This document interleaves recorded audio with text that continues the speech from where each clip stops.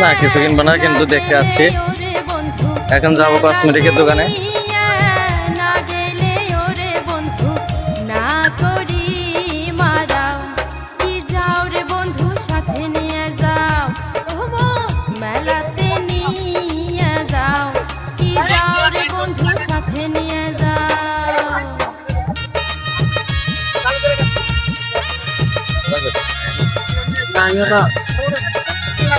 মেলার প্যান্ডেলে আমরা